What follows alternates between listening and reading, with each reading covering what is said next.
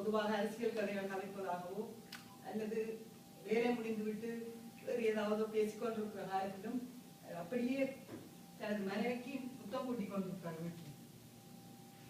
Electricity அதாவது current இல்லாத காலத்திலும் காலையிலே எழுதி இந்த தொட்டியை நிரப்புகிறார்.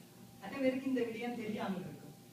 அப்படியாக ஒரு நல்ல கணவராக இலக்கியம் எழுத்துக்களிலேயோ பல விஷயங்களிலோ செய்யாததை தனது வாழ்க்கையிலே செய்தது எனது அனுபவமாக நான் கண்டிருக்கிறேன். நான் சிறு வயதிலே கொழும்புக்கு சென்ற போது கூட அவர் பிலிம் கோஆபரேஷன் அப்பொழுது வேலை செய்து கொண்டிருந்தார். எனக்கு அவருடன் சென்று நான் படம் பார்த்த ஞாபகம் இப்போதும் எனக்கு வருகிறது. நான் எதுவுமே பேசுவதற்கு தயாராக வரவில்லை. திலகம் என்றுதான் என்னை அனுப்பியிருந்தார். ஏதாவது ஒரு சிறுவார்த்தை சொல்லும்படி அது தயாராக வரவில்லை. ஆனால் இந்நினைவுகளில் இருந்து அவர் மிகவும் ஒரு உயர்ந்த அவருடன் நீர்வையிலே நான் பிறந்த என்பதை விட்டு நான் இப்போது மிகவும் மகிழ்ச்சி அடைகிறேன். இப்படியான கடைசியாக நான் போன வருடம் மே மாதம் அவரை கொழும்பு சென்ற போது சந்தித்திருந்தேன். அப்போதும் எனக்கு சொன்னார் வேலைக்கு போய்விட்டார் என்று.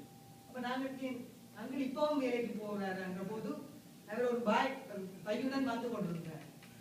இப்பொழுது அவர் சொன்ன அண்டி இப்படித்தான் வேலைக்கு போய்வார். இந்த வயதிலும் அவர் ஏதோ செய்து கொண்டிருக்கிறார் என்பதை மிக்க மகிழ்ச்சி அடைகிறேன். அவர் மிகவும் இளமையாக இப்பவும் தனது கருத்துக்களையோ செய்து கொண்டிருக்கிறார்.